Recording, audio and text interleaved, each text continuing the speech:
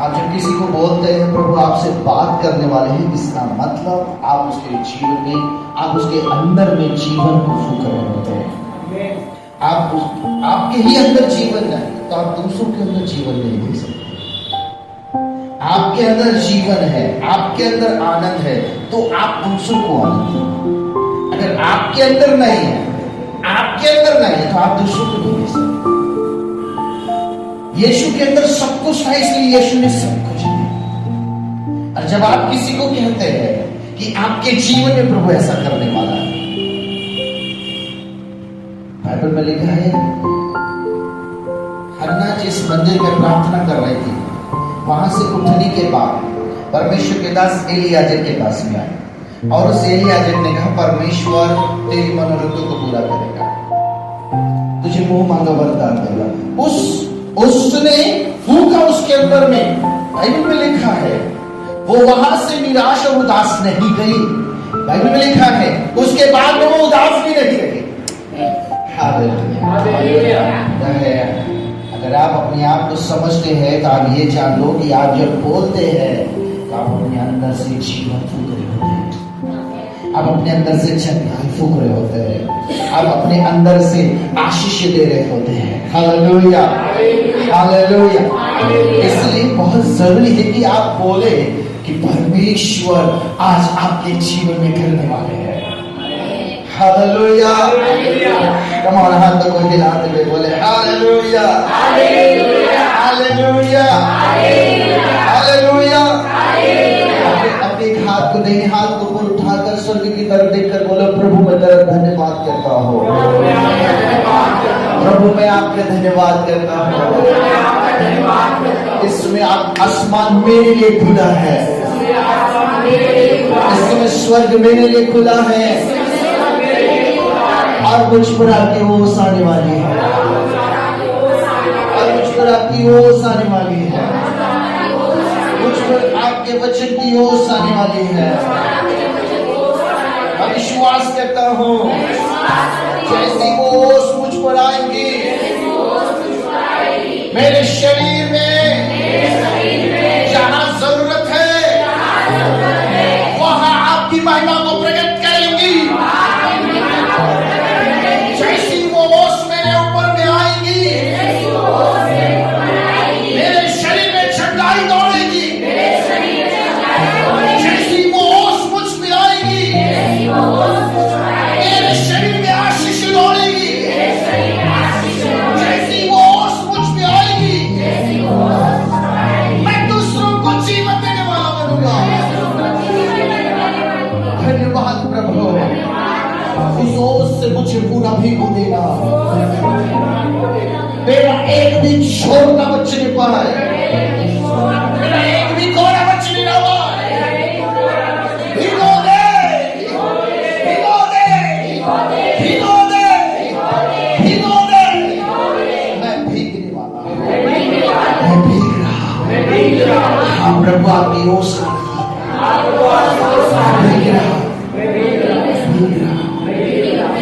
भीग रहा, आपकी चंगाई दौड़ रही है मेरी हड्डियों में, मांसपेशियों में, मेरे शरीर के एक एक अवयवों में आपकी चंगाई आ रही है और मैं चंगा हो रहा हूँ। जैसे मैं पूरा भीग जाऊंगा, खड़ा होकर कहूंगा यीशु ने मुझे चंगा किया है।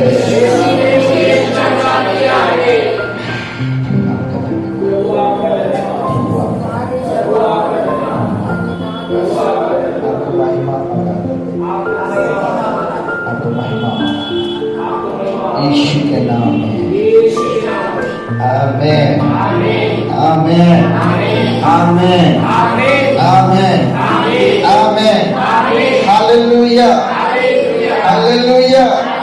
बोलो प्रभु यीशु मसीह की जय, बोलो प्रभु यीशु मसीह की जय, हालेलुया, हालेलुया। बाइबल में लिखा है जब परमेश्वर ने जब अब्राहम से बात किया उत्पत्ति 15 किया, तो परमेश्वर ने 15 अध्याय के उसके 5 वचन में लिखा है, परमेश्वर ने उसको कहा मेरे साथ बाहर चल। कहा चल? परमेश्वर ने कहा मेरे साथ बाहर चल। और अब्राम को घर के बाहर परमेश्वर लेकर गए और परमेश्वर ने कहा तारों को देख। क्या कहा? तारों को देख। फिर से बोले, क्या कहा? तारों को देख। परमेश्वर ने अब्राहम को उठाया, घर के बाहर लेकर गया और बोला तारों को देख। और फिर परमेश्वर ने प्रश्न पूछा,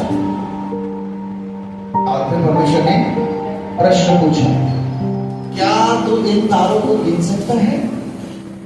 हेलो बच्चों, आप तारों को गिन सकते हो? अच्छा, परमेश्वर ने अब्राहम से कहा क्या तू तारों को गिन सकता है? क्या लिखा है? क्या तू?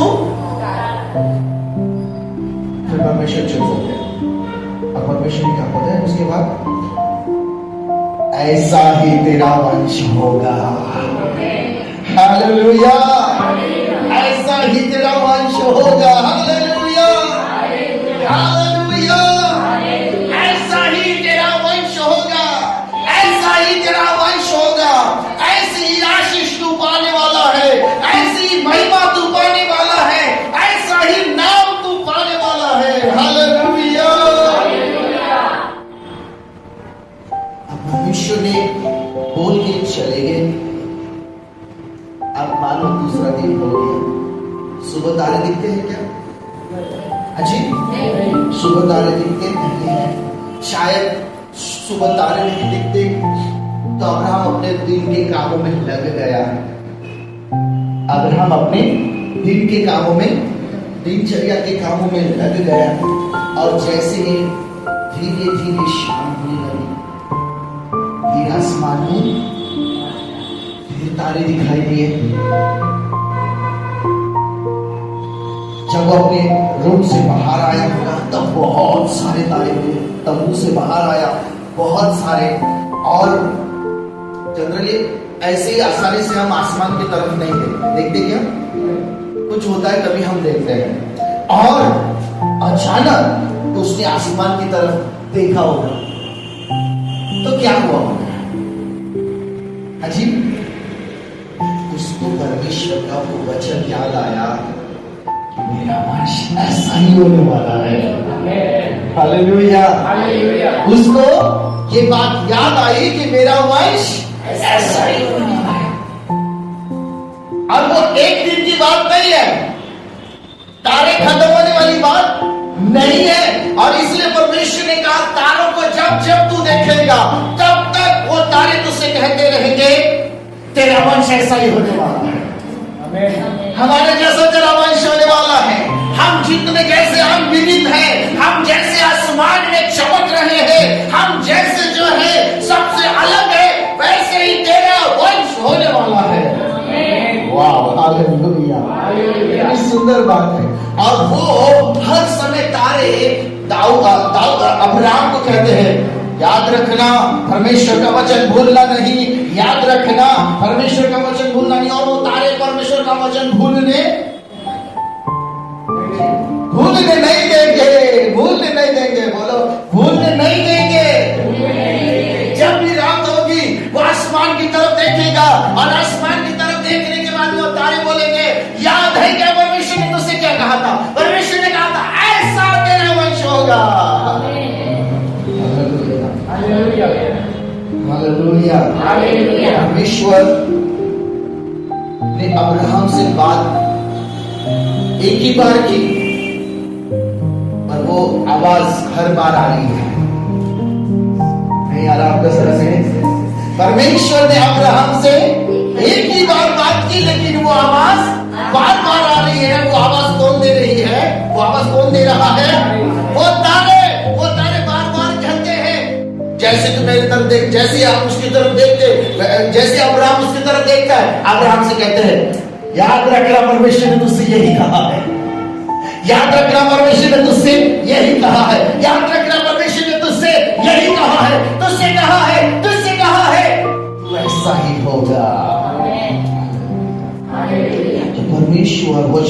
देता है।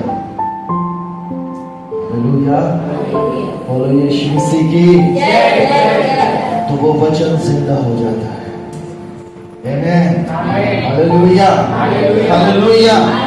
अगर वो तारे बात करना बंद कर देंगे तो अब्राहम ने खुद बात करना है, मुझे पता है तारों तुम्हारे जैसा ही मेरा वंश होने वाला है। हालेलुया, बोलो प्रभु यीशु मसीह की। अगर तारे बात करना बंद कर रहे हैं तो हमने तारों को कहना है, तारे ऐसा ही मेरा वंश होने वाला। शायद अब्राहम भी यही कह रहा होगा तारों को। अगर जिस दिन तारों ने बात नहीं की, जिस रात तारों ने बात नहीं की, उस रात अब्राहम बात कर रहा होगा, शायद मुझे ऐसा लगता है। और वो तारों को कहता है, तुम जैसे चमक रहे वैसे मेरी संतान चमकने वाली है। तुम जैसे दिख रहे वैसे मेरी संतान होने वाली है। तुम जैसे जो अपने अंदर में उजियारा रखते हो वैसे मेरी संतान होने वाली है। और आज देखो वैसा ही है। हालेलुया, बोलो प्रभु यीशु मसीह की जय। परमेश्वर जब बात करता है, परमेश्वर जब बात करता है तो वो आवाज गूंजती रहती है। आमेन, हालेलुया, हालेलुया। अगर वो आवाज गूंजती नहीं तो आपने उस आवाज को अपने अंदर क्या करना है, गूंजने के लिए मदद करना है। उस आवाज को बार बार अपने अंदर में गूंजाना है, या फिर बार बार उस आवाज को, परमेश्वर की आवाज को बोलना, ये परमेश्वर ने कहा है, मेरा वंश ऐसा होगा। Hallelujah, hallelujah, hallelujah. अपने इस बात को समझना है। तो अब्राहम के लिए जो तारे थे, अब्राहम के लिए बोलो ना, तारे थे। तारे अब्राहम से बात करते, अब्राहम तारों से बात करता। बोलो ना,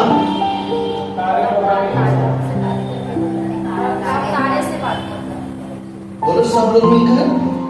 तारे अब्राहम से बात करते हैं और अब्राहम, दोनों की बात एक ही है कि अलग अलग है? हाँ जी बोलो, दोनों एक ही बात कर रहे हैं कि अलग अलग कर रहे हैं?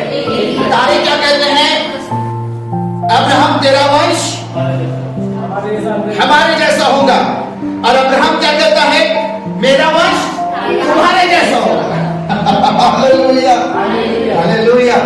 दोनों का मतलब एक ही है। Hallelujah, hallelujah. परमेश्वर के वचन को लेकर तारे बोलते हैं, परमेश्वर के वचन को लेकर अब्राहम बोलता है। इसका मतलब यह है कि वो बात परमेश्वर जो बोल रहा है, जैसी वो बार बार बार बार बार बार होती रहेंगी, उसका इफेक्ट भी उतना ही ज्यादा होगा, उसका प्रभाव भी उतना ही ज्यादा होगा। Hallelujah, hallelujah. कितने लोगों को समझ में आया? कितने ऐसे तो नहीं ना, सब ऊपर से जा रहे हैं जी। हालेलुया। तो परमेश्वर ने कई बार अलग अलग जगह पर अलग अलग वस्तुओं का उपयोग किया है। जैसे अब्राहम के समय में तारों का उपयोग किया है ना। एक जगह में जो है उकाब का उपयोग किया है ना, और कुछ जगह में नदी का उपयोग किया गया है। और आज जिस बात को हम लोग देखने वाले हैं वो हमको मिलेगा भजन संहिता उसके ज्ञान के अध्याय और उसके 8वें वचन में, और वहां लिखा है खजूर का पेड़। इसका खजूर का पेड़। अपने पड़ोसी को बोले, आज परमेश्वर हमें खजूर का पेड़ दिखाना चाहता है। बोलो ना, बोलो ना, अपने पड़ोसी को बोलो ना। कैसे निराश होकर आप बोलते हो यार एक दूसरे को, आज परमेश्वर मुझे खजूर का पेड़ दिखाने वाला है। अपने पड़ोसी को बोलो, आपको भी दिखाने वाला है। Hallelujah, hallelujah. या हमने अपने मन को ऐसा बना के रखा हुआ है कि आप कुछ भी बोलोगे, आप कितना भी जोश हमारे अंदर में डालने की कोशिश करोगे, हम उत्साहित नहीं हो सकते। हमारे चेहरे में आप कितनी भी खुशी डालने की कोशिश करोगे, हम खुश नहीं हो सकते, क्योंकि हमने अपने आप को वैसा बना लिया है। काश ऐसा हो कि प्रभु ऐसे कठोर मन को तोड़ दे। खजूर का पेड़, अपने पड़ोसी को बोलो खजूर का पेड़। अब्राहम किसको देख रहा है? हाँ जी, तारे किसको देख रहे हैं? आज परमेश्वर चाहते हैं कि हम खजूर के पेड़ को देखें। जितने लोगों ने खजूर का पेड़ देखा जी, खजूर का पेड़ देखा है?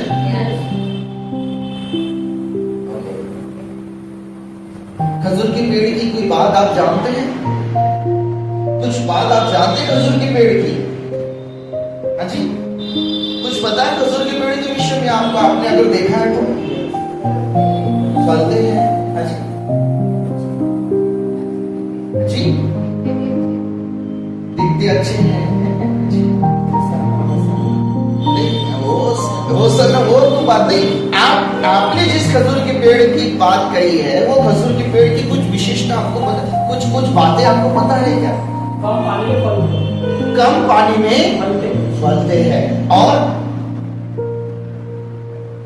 बहुत अच्छा बात बोला, कम पानी में फलते हैं। उसको बहुत कम पानी लगता है।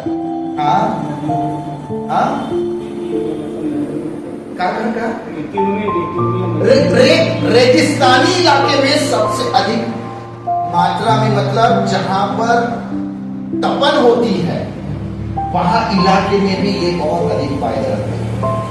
Very good. हाँ जी, और बाकी कुछ नहीं पता। ओके, हम लोग चलते हैं इसी चीज को देखने के लिए। कितने लोग तैयार हैं? हालेलुया, बोलो प्रभु यीशु मसीह की। बहुत सुंदर बातें दोनों भाई ने। और आज परमेश्वर चाहता है कि इस खजूर के पेड़ की तरफ हम ध्यान दें, क्योंकि बाइबल में लिखा है बयान में वचन 47:12, धर्मी लोग खजूर के समान फूलेंगे फलेंगे। Hallelujah, hallelujah. अब परमेश्वर ने कहा कि मेरे लोग खजूर के समान फूलेंगे फलेंगे। उसके बाद में एक और शब्द लिखा गया है, लबानोन के देवदार के समान। और ये लबानोन के देवदार का जो है, ये किस्सा शायद हम लोग आने वाले समय में या फिर अगले संडे में हम लोग देखेंगे, परंतु आज हम लोग देखते हैं खजूर का पेड़। कितने लोग तैयार हैं मेरे साथ खजूर के पेड़ को समझने के लिए? आमीन। एक बार जोरदार नारे लगाए, बोलो यीशु मसीह की जय, बोलो प्रभु यीशु मसीह की जय। तो खजूर का पेड़ जो होता है, जैसा कहा गया है, अधिकतर सूखे ऐसे इलाके में पाया जाता है, जैसे उदाहरण के रूप में रेगिस्तान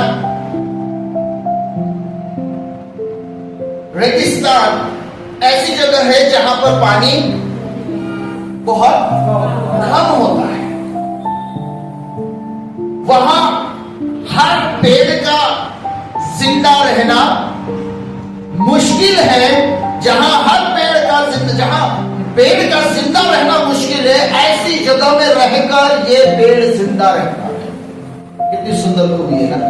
जहां, क्योंकि हर पेड़ को जमीन की जरूरत है, हर पेड़ को पानी की जरूरत है, क्योंकि वो जमीन से शोषण लेता है, पानी से अपने आप को जो है वो बढ़ाना है।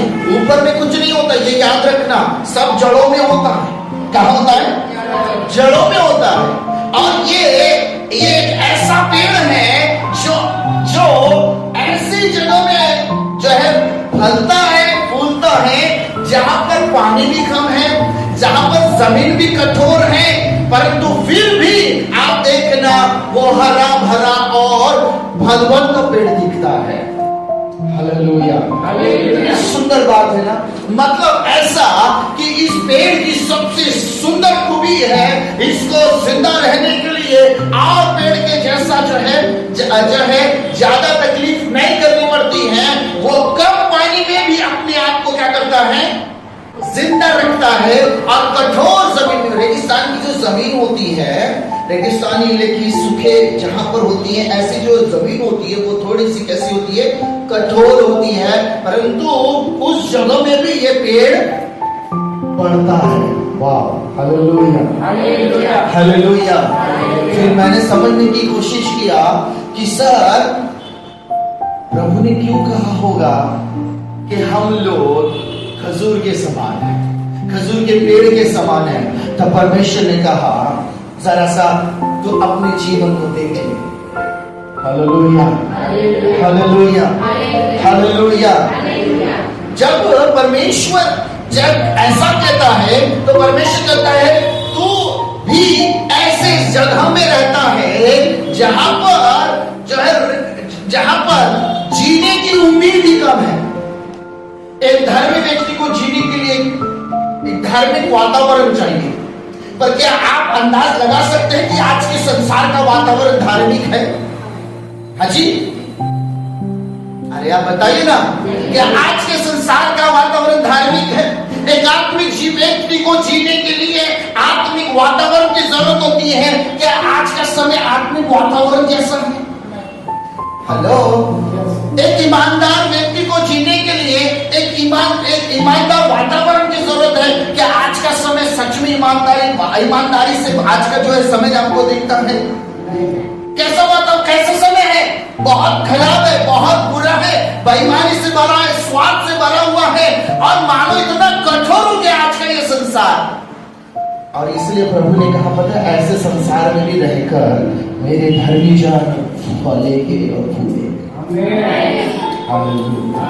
Hallelujah, hallelujah. ऐसे संसार में रहकर जहां पर जो है अपराध चरम सीमा पर है, बुराई चरम सीमा पर है, अन्याय चरम सीमा पर है, जो है जहां पर हर प्रकार का जो है हम लोग पाप को, हर प्रकार के पाप को हम जब इस धरती पर देख रहे हैं, तो इसलिए प्रभु ने कहा मेरे लोग खजूर के समान फूलेंगे फलेंगे। क्यों कहा?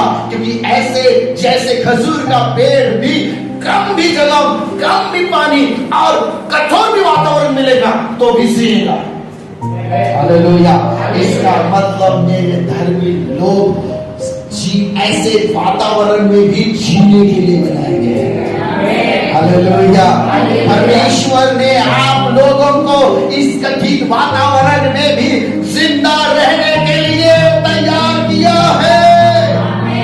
आपके घर में बुराई है, आपके नगर में बुराई है, आपके गांव में बुराई है, चौकों में बुराइयां है, जो है आपके शहर में बुराई है, आपके राज्य के अंदर बुराई है, आपके देश के अंदर बुराई है, टॉप टू बॉटम बुराई है, लेकिन फिर भी परमेश्वर के घर में लोग फूल रहे हैं, फूल रहे हैं।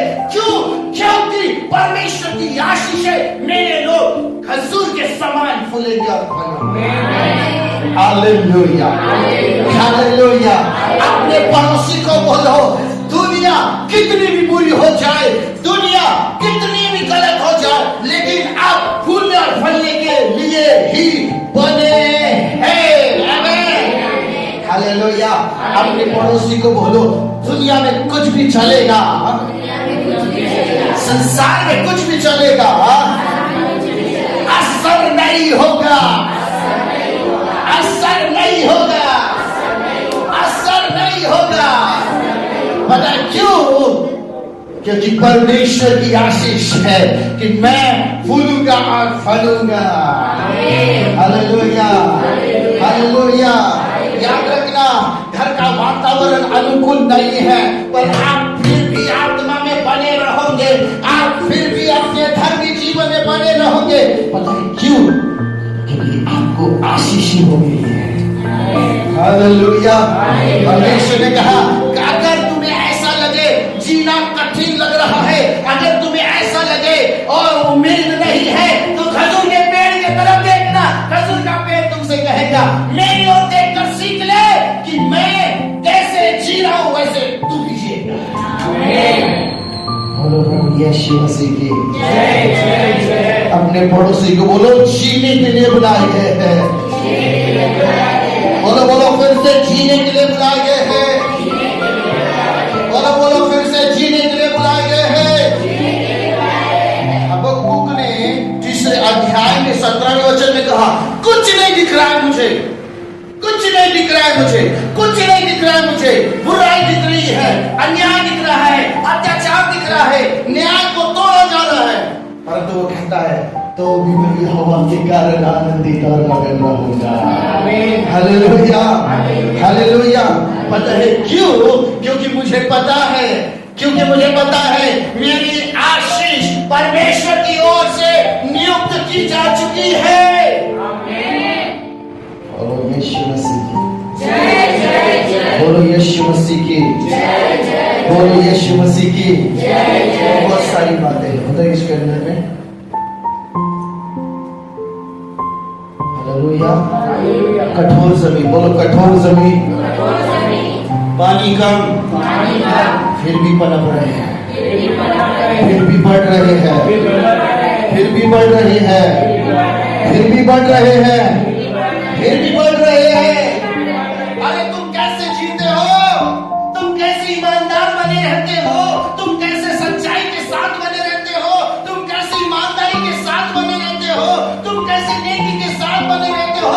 तुम कैसे विश्वास के बने रहते हो? तो आप कह सकते हैं सर लेकिन मेरे खुदा ने मुझे आशीष दी है, ऐसे वातावरण में भी तू बना रहेगा, ऐसे वातावरण में भी तू बना रहेगा।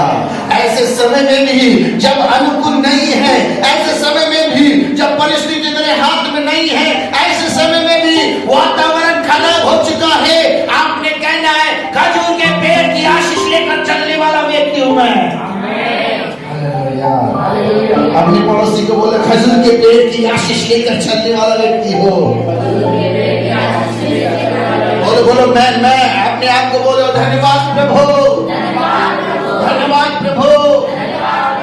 खजूर के पेड़ की आशीष लेकर चलने वाला मैं आपका जन हूँ। खजूर के पेड़ की आशीष लेकर चलने वाला मैं आपका जन हूँ। Hallelujah, hallelujah, hallelujah. सच में मेरे प्रियो अपने आप को जब आप इस संसार में देखेंगे, अगर आपको खजूर के पेड़ का पत्ता भी दिख गया तो आपने अपने आप को कहना है तू ही आशीषित नहीं है, मैं भी आशीषित हूँ। Hallelujah, hallelujah, hallelujah. अपने पड़ोसी को बोलो ऐ खजूर के पेड़, ऐ खजूर के पेड़, तुझे मुरझाने के लिए नहीं बनाया गया है, तुझे कठिन समय में जीने के लिए बनाया है। वाह, एक बार जोरदार तालियां हो जाती। आमीन, हालेलुया, हालेलुया। ये लोग विश्वास करते हैं मैं कठिन समय में मैं जिंदा रहूंगा। आमीन, हालेलुया। पिछले दिनों में हमारी बहन गिर गई कठिन समय, जब बहन गवाही दे रहे थे तो मेरे मन में एक बात चल रही थी। अक्सर हम लोग प्रभु से ये कहते हैं ना कि प्रभु, बहुत सारे लोग ऐसे दुआ करते हैं कि प्रभु आपको समय नहीं मिला, मैं प्रार्थना नहीं कर पाती, मैं कामों में बहुत व्यस्त हूँ। ऐसे बहुत से लोग दुआ करते हैं कि नहीं करते हैं जी? करते हैं ना? फिर प्रभु बोलता है अब एक समय आ गया ले,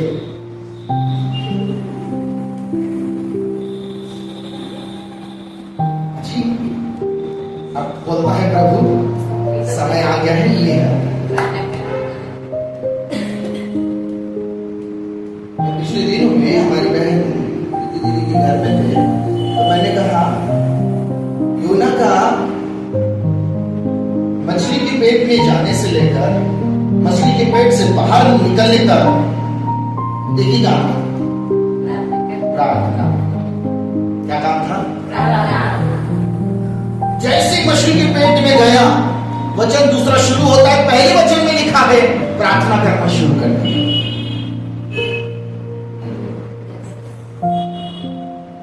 और जैसे ही मछली ने आके उगल दिया बाहर, उसके बाद वचन का प्रचार करना शुरू कर दिया। Hallelujah, hallelujah, hallelujah, hallelujah, hallelujah. उसके बाद वचनों का, क्योंकि उसने जीवन को देख लिया था बाबा, कितना खतरनाक जीवन था वो, कितना खतरनाक वो समय था ना। मेरी बहन ने देख लिया काकू का समय, दर्द का समय, रिएक्शन का समय, वो कितना खतरनाक था। कई बार बोलते हैं ना प्रभु को समय चाहिए, मेरे पास समय नहीं मिल रहा, खा देते पूरा 21 दिन हो गए, 22 दिन हो गए, 5 तारीख के रविवार से। सबसे ज्यादा प्रार्थना पिछले गुरुवार को करी। Hallelujah, hallelujah, hallelujah. हम ऐसी परिस्थितियों में भी जिंदा रहने वाले लोग हैं। बीमारी की हालत में भी जिंदा रहने वाले लोग हैं, गरीबी की हालत में भी जिंदा रहने वाले लोग हैं। डॉक्टर ने भी कुछ कहा होगा तो भी जिंदा रहेंगे। ना उम्मीदों की समय में भी हम उम्मीद लेकर जीते हैं, क्योंकि हम खजूर के समान हैं। Hallelujah, hallelujah. हम ऐसे वैसे लोग नहीं है सर कि पानी मिलेगा तभी जिंदा रहेंगे। हमको थोड़ा सा एक थोड़ी सी और गिर गई ना सर, हम जिंदा हो जाएंगे। Hallelujah, hallelujah. अब दूसरी बात, ये जो खजूर का पेड़ है, ये जो है ना अपनी जड़ों को ऐसे नहीं फैलाता, ऐसे फैलाता। कहाँ? अंदर। सब लोग बोलेंगे अंदर। क्यों अजी? क्यों अंदर? क्योंकि उसको पता है पानी का स्रोत अंदर है। Hallelujah, hallelujah, hallelujah. और इसीलिए वो जिंदा रहता है, क्योंकि किसी पेड़ को यह नहीं पता पानी का स्रोत कहाँ है। सिर्फ धर्मी को ही पता है पानी का स्रोत कहाँ है, और उस पानी के स्रोत तक पहुंचने के लिए वो अपनी जड़ों को अंदर डालता है, और जब अपनी जड़ों को अंदर डालता है वहां से वो पानी अपने लिए निकालता है। Hallelujah, hallelujah, hallelujah, hallelujah. उसकी खूबी ये है कि वो अपनी जड़ें अंदर डालता है और वहां से अपना पानी ढूंढकर अपने आप को जिंदा रखता है। और यही धर्मी की खूबी है। अगर वो धर्मी है ना, तो सर वो अपनी जड़ें पानी की तरफ, पानी की तरफ, पानी की तरफ बराबर दौड़ा चला जाएगा। आमीन, हालेलुया। वो कहाँ प्रार्थना हो रही है, कहाँ आराधना हो रही है, कहाँ जो है प्रभु का काम हो रहा है, और कहाँ चर्च है। आज तो किसी बहुत से ऐसे लोग चल रहा है 2-2 संडे, 3-3 संडे, 4-4 संडे नहीं आ रहे प्रभु के भवन में, कैसे जिंदा रह रहे हैं मुझे नहीं पता। अच्छा प्रभु ने बोला खजूर की आशीष दे दी। जैसा खजूर का पेड़ अपनी जड़ों को अंदर डालकर पानी तक पहुंचता है और फिर अपने आप को जिंदा रखता है, और जमीन को फाड़कर अपनी जड़ों को अंदर डालता है और अपने आप को क्या करता है? जिंदा रखता है। परमेश्वर का वचन कहता है वैसे ही धर्मी लोग भी अपनी जो है विश्वास की जड़ें, अपनी प्रार्थना की जड़ों को ऐसे अंदर डालते हैं जब तक यीशु नहीं मिल जाता, जब तक यीशु नहीं मिल जाता तब तक अपने जो है जड़ें अंदर डालते हैं, और फिर जैसे यीशु मिल जाता है जीवन बाहर आता है। आमीन, हालेलुया, जीवन बाहर आता है। आमीन, हालेलुया। पेड़ की ना खूबी बड़ी सुंदर है। वो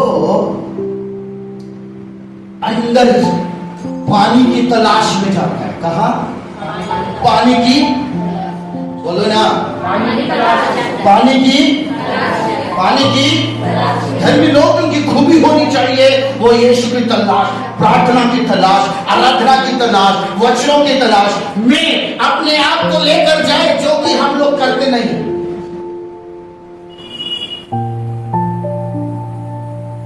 एक बहुत अच्छे प्रभु के दास, उन्होंने ऐसा कहा, अगर मैं सुबह उठकर धन्यवाद नहीं करूंगा, सुबह उठकर अगर मैं प्रार्थना नहीं करूंगा, सुबह उठकर अगर मैं बाइबल नहीं पढ़ूंगा, मैं खाना नहीं खाऊंगा।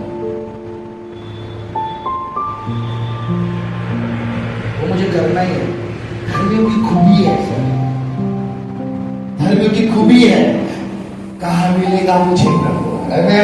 मैं कैसे जाऊं? सुबह उठते से ही बाइबल हाथ में, सुबह उठते से ही प्रार्थना, होठों में प्रार्थना, हर समय प्रार्थना, क्योंकि धर्मियों का जीवन जो है सब यीशु के ऊपर निर्भर करता है। और जितने धर्मी यीशु के साथ कनेक्टेड हो गए, याद रखना वो कभी नहीं मरने वाले। अगर आपका जीवन उस खुदा के साथ, उस यीशु के साथ कनेक्टेड है, आप नहीं मरोगे, आप जिंदा रहोगे। इसलिए जैसे पेड़ और पानी, जैसे ही खजूर का पेड़ और पानी मिल गया, अब पेड़ क्या बोलता है बताएं? सूरज जितना तपना ना तप जा, रेत को बोलना जितना गर्म होना है वो गर्म कर, और फिर भी तुझे दिखाऊंगा मैं जिंदा कैसे रहते हैं। हालेलुया। फिर भी तुझे दिखाऊंगा जिंदा कैसे रहते हैं, फिर भी तुझे दिखाऊंगा जिंदा कैसे रहते हैं। और वो हर दिन लड़ाई को लड़ता है, क्योंकि उसे पता है मेरी जन कहां पहुंच गई है, पानी के पास पहुंच गई है, पानी के अंदर पहुंच गई है। और वो पानी अब मुझे क्या कर रहा है? जीवन दे रहा है, जीवन दे रहा है, जीवन दे रहा है, जीवन दे रहा है, जीवन दे रहा है, जीवन दे रहा है, जीवन दे रहा है। Hallelujah, hallelujah, hallelujah, hallelujah. धर्मियों का जीवन मेरे प्रियो यीशु है। अगर आप प्रार्थना, अगर आप प्रभु की उपस्थिति में रहना, अगर आप छोड़ दोगे, याद रखना आप जिंदा नहीं रह पाओगे। आप प्रभु के भवन से आप दूर रहकर आप अपने कामों को कर रहे हो, आप जिंदा नहीं रह पाओगे। याद रखना, धर्मी व्यक्ति का जीवन इस पेड़ के समान है। अगर वो पानी से मिल गया तो वो जिंदा रहेगा, अगर वो पानी से नहीं मिला वो मर जाएगा। वैसे ही मेरा जीवन अगर यीशु के साथ कनेक्ट नहीं हुआ तो मैं नहीं जिंदा रह पाऊंगा, मैं नहीं जिंदा रह पाऊंगा, आप जिंदा नहीं रह पाएंगे। इसलिए कनेक्शन होना बहुत जरूरी है, इसलिए उसकी उपस्थिति में बैठना बहुत जरूरी है, इसलिए उसके वचन को लेकर बैठना बहुत जरूरी है, इसलिए प्रार्थना में बैठना बहुत जरूरी है, इसलिए आराधना करना बहुत जरूरी है, इसलिए उसके भवन में आना बहुत जरूरी है, इसलिए उसके नाम को ऊंचा उठाना बहुत जरूरी है। हालेलुया। अगर आप धर्मी हैं तो आप अगर भाग रहे हैं आप जिंदा नहीं रह पाओगे। आप धर्मी हैं, आप भाग रहे हैं, आप प्रार्थना से भाग रहे हैं, आप प्रभु की उपस्थिति से भाग रहे, आप जिंदा नहीं रह पाओगे, आप मर जाओगे। बाइबल में लिखा है कि खजूर का पेड़ अंदर से पोषण ले रहा है। हालेलुया। मेरा और आपका जीवन ऐसा ही है। आमीन। इसलिए प्रभु ने कहा खजूर के समान फूलेंगे, फलेंगे। बोलो फूलेंगे और फलेंगे, बोलो फिर से फूलेंगे और फलेंगे, फिर से बोलो फूलेंगे और फलेंगे। Hallelujah, hallelujah, hallelujah. हम वो पेड़ है जिसे लगाया परमेश्वर के द्वारा गया है। आमीन, आमीन, हालेलुया। हम वो पेड़ है जिसकी जड़ खुद यीशु मसीह बनकर संभाल रहा है। आमीन, हालेलुया। फैलाओ अपनी जड़ों को अंदर, अपने प्रार्थना के द्वारा, आराधना के द्वारा, अपनी भक्ति के द्वारा, अपने प्रभु के साथ उपस्थिति के द्वारा अपनी जड़ों को जितना फैला सकते हो, अपनी विश्वास की जड़ों को, अपने भरोसे की जड़ों को आप जितना फैला सकते हो फैलाओ, अंदर तक लेकर जाओ। वहां से जीवन की शुरुआत होगी, वहां से जीवन की शुरुआत होगी, आपके जीवन की शुरुआत होगी। Hallelujah, hallelujah. खजूर का पेड़ कभी देखे तो बोलना, पता है तेरा और मेरा किस्सा एक ही जैसा है। आमेन, हालेलुया। क्या बोलना? तेरा और मेरा किस्सा एक ही जैसा है। तू पानी के पास पहुंचता है, हम यीशु के पास पहुंचते हैं। हालेलुया। बोलो यीशु मसीह की, बोलो यीशु मसीह की। तू भी ऐसे वातावरण में जीता है जिस वातावरण में जीना कठिन है। हम भी ऐसी वातावरण में जीते हैं। बाइबल में लिखा है, प्रभु परमेश्वर ने कहा, मैं तुम्हें भेड़ियों के बीच में किस रूप में भेज रहा हूं? भेड़ के समान भेज रहा हूं। अरे हाँ या ना? मतलब हम किनके बीच में हैं? अब भेड़िए, क्या ऐसा वातावरण है कि आपको जीने देंगे? आप एक धर्मी व्यक्ति को अपनी सच्चाई में बने रहने देंगे? मुश्किल है सर, मुश्किल है, मैं कहूंगा नामुमकिन है, परंतु फिर भी धर्मी लोग जिएंगे सर, क्योंकि उनको जो पोषण मिल रहा है ना, वो यीशु मसीह की वजह से मिल रहा है। उनका पोषण करने वाला यीशु मसीह है। आमीन। बोलो यीशु मसीह की जय। पता है,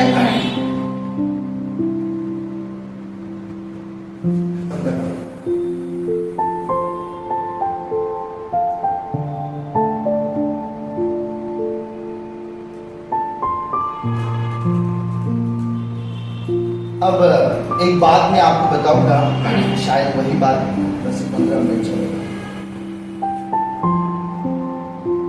खजूर का पेड़ जो है कैसे फलता है? खजूर का पेड़ कैसे फलता है? एक बात मैं आपको बताऊं, पता है, बहुत सुंदर बात है। अपने पड़ोसी को बोलो, बहुत सुंदर बात है। खजूर के पेड़ में दो तरह के पेड़ होते हैं। एक होता है नर पेड़ और एक होता है मादा।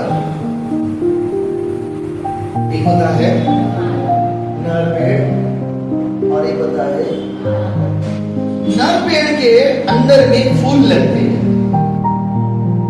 जिसके अंदर परागकण रहते हैं। कभी पढ़े ना हम लोग, फूल के अंदर क्या रहते हैं? परागकण रहते हैं। आपको नहीं समझ में आएगा, पर ये फूल के अंदर में परागकण रहते हैं। आपने कभी देखा होगा,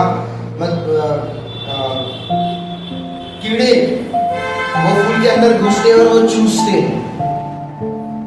है ना, और उसमें से बहुत कुछ उनके पैरों में, हाथों में लग जाता, फिर वहां से वो उड़कर दूसरे फूल में जाते हैं। बराबर है? अरे हाँ या ना? तो एक नर पेड़ होता है और एक मादा पेड़ होता है। नर पेड़ में फूल लगता है और फूल के अंदर पराग होता है। मादा पेड़ फूल लगता है, लेकिन उसके नीचे एक छोटा सा एक फल के आकार का एक जो है कुछ रहता है। अब वो समझ में नहीं, मुझे भी अच्छे से समझ में नहीं आता, कुछ रहता है, मैंने उसको देखा है। अब क्या होता है, अब नर और मादा का जो है, ये मादा फलती कैसी? तो नर पेड़ का जो फूल है, उसका जो पराग है, उसको जो है उस मादा के फूल तक पहुंचाना। अब पेड़ तो खुद होके अपना फूल लेके जाके मादा के फूल के ऊपर तो रखेगा नहीं, तो उसका एक प्रोसेस है। तो कैसा प्रोसेस है? तेज हवाएं चलती है। क्या चलती है? तेज हवाएं चलती है। और जब तेज हवाएं चलती है, तो ये पहला एक नैसर्गिक रीजन है, कारण है कि कैसे एक मादा पेड़ फलवंत होती है। तो ये नर पेड़ का जो पराग है, उसे वो उड़ाती है हवा, और उसे उड़ाती है, और मादा पेड़ के पास में थोड़ा सा भी कण चला गया, तो उसी समय मादा पेड़ के फलने का सिस्टम शुरू हो जाता। वो फल अचानक जो है वो फूल जो है अचानक एक फल में तब्दील होने लग जाता है। ऐसा हर पेड़ का है। आप में से कई लोगों ने ऐसा कहा होगा, हमारे कई ऐसे आपने पेड़ देखे होंगे जिस पेड़ में फल लगते ही नहीं है। फल लगते ही नहीं है, फूल जरूर लगते हैं पर फल नहीं लगते। तो समझ जाना उस पेड़ को कहीं ना कहीं नर पेड़ कहा जाता है। अब सुनो बड़े ध्यान से। तो पहला जो है इस फल का, इस फूल का जो है पराग लेकर जो है उस फूल के पास लेके जाना, यानी मादा के फूल के पास लेके जाने का काम कौन कर रहा है? हवा। सब लोग बोलेंगे हवा। कैसे?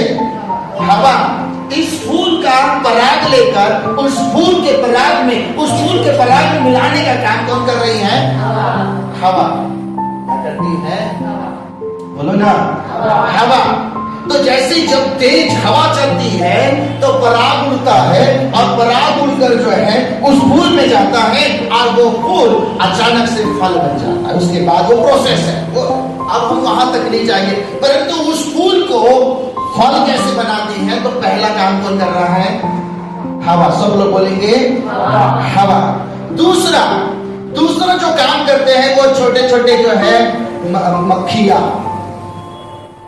छोटी मक्खियां। बड़े ध्यान से सुनना, क्योंकि इसको आप थोड़ा सा अलग प्रभु लेके जाएगा।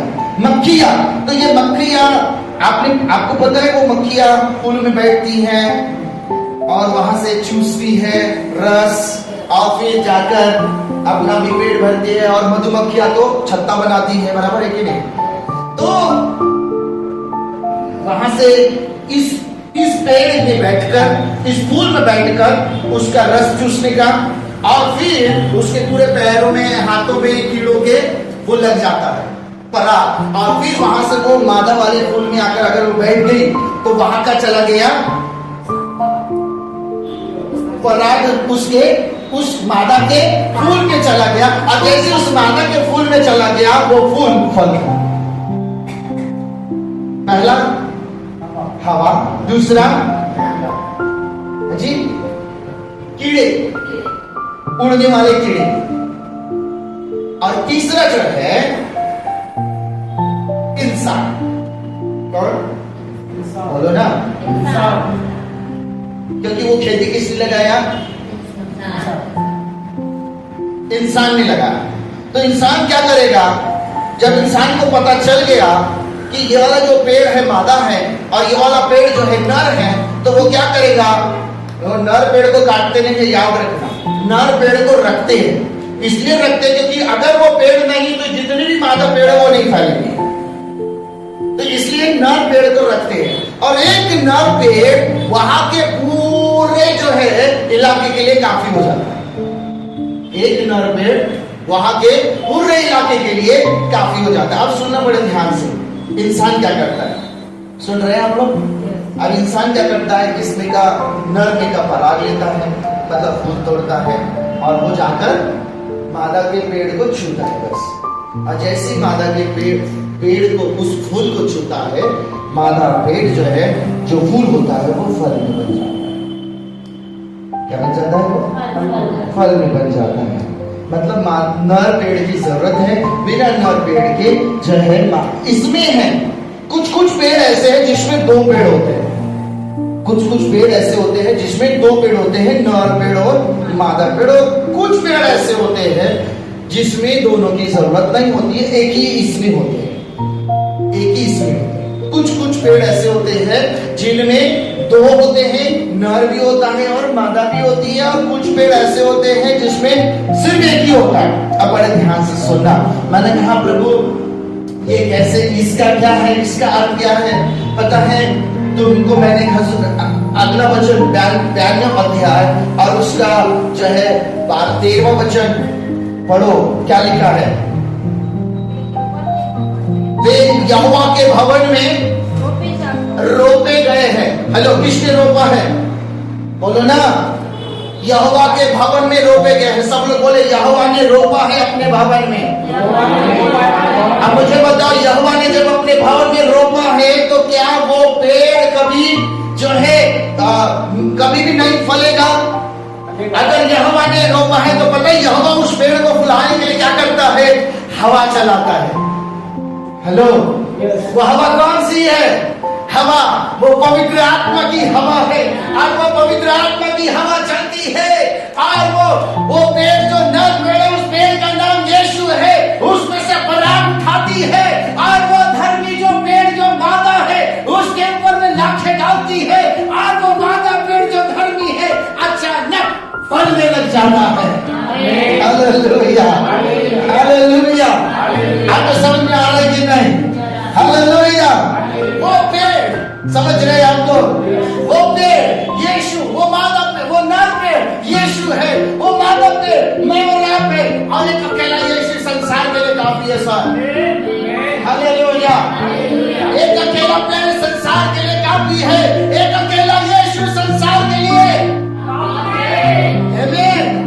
Hallelujah, hallelujah. अब प्रभु कहता है पहला काम तुम कैसे बोलते हो? पवित्र आत्मा काम करता है। आमीन। Hallelujah, hallelujah. जो समय निकाल है, कितने लोग चाहेंगे अगले रविवार इस विषय को आगे सुनना? जी, पवित्र आत्मा। अपने पड़ोसी को बोलो पवित्र आत्मा। फिर से बोलो पवित्र आत्मा। परमेश्वर ने स्नान बताया, परमेश्वर ने कहा मेरे घर के लोगों को फैलाने के लिए तुझे भेजना है। इसलिए जब पवित्र आत्मा आता है तो वो किस में से लेकर आता है? यीशु से लेकर आता है। किस में से? बोलो ना, किस में से लेकर आता है? यीशु में से लेकर आता है। किस में से लेकर आता है? पवित्र आत्मा यीशु में से लेकर आता है और वो अपने धर्मी के अंदर डालता है। हालेलुया। आज जो कुछ हमारे अंदर में है वो किसने दिया है? पवित्र आत्मा ने दिया है। किस में से निकाल कर दिया है? यीशु में से निकाल कर दिया है। Hallelujah, hallelujah. पवित्र आत्मा का मेन रोल क्या है पता है? जो कुछ यीशु के अंदर में है सब निकाल कर सब धर्मियों के अंदर डालना था। यीशु के अंदर सामर्थ है, निकाल दर धर्मी के अंदर। यीशु के अंदर में जो स्वभाव है निकाल दर धर्मी के अंदर। मतलब जो कुछ यीशु के अंदर है सब पवित्र आत्मा मेरे और आपके अंदर डालता है और हम फलते हैं। हालेलुया। और हम फूलते हैं। Hallelujah, hallelujah. प्रभु पवित्र आत्मा ऐसा काम करता है। हमें हालेलुया। वो हर एक धर्मी के ऊपर में ऐसा काम करता है। हर एक उस धर्मी के ऊपर में, हर एक उस पेड़ के ऊपर में जो हर एक जो पेड़ प्रभु ने लगाया है, प्रभु कहता है मेरा हर एक पेड़ फलेगा, फलेगा, फलेगा, फलेगा और उसको फलाने का काम पवित्र आत्मा करता है। Hallelujah, hallelujah. जब आप कहते हैं प्रभु मेरा फलने का समय कब आएगा, मेरा फलने का समय कब आएगा, मेरा फलने का समय कब आएगा, पवित्र आत्मा आसमान से आता है और वो यीशु के अंदर से निकालता है और अपने धर्मियों के अंदर में डालता है। आमीन। हालेलुया। हेलो प्रभु यीशु मसीह की जय, जय, जय। पहला व्यक्ति पवित्र आत्मा। अपने पड़ोसी को पहला व्यक्ति पवित्र आत्मा। उस पवित्र आत्मा को समझने की कोशिश करो। नहीं आया है मेरे लिए और आपके लिए पता है, ऐसे ही नहीं आया है क्योंकि वो चाहता है जो कुछ यीशु के अंदर में है वो सब हमारे अंदर में डाले।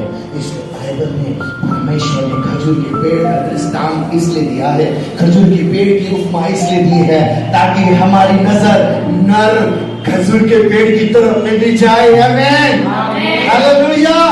मेरी और आपकी नजर उस नर खजूर के पेड़ की तरफ जाए जो खजूर का पेड़ मेरा और आपका यीशु है। Hallelujah, hallelujah. बिना यीशु के कोई नहीं फल सकता, बिना यीशु के कोई जिंदा नहीं रह सकता। इसलिए हमें यीशु की जरूरत है। पवित्र आत्मा निकालता है, अपने धर्मियों के अंदर डालता है, निकालता है, धर्मियों के अंदर में डालता है और उसके लिए वो तेज हवा चलाता है। पवित्र आत्मा के साथ चलने की कोशिश करो, आप एक अलग बदलाव को देखोगे। आप अपने जीवन को फूलता हुआ फलता हुआ देखोगे। आप अपने जीवन में अलग ही परमेश्वर की महिमा को देखोगे। आइए मेरे प्रिय अपने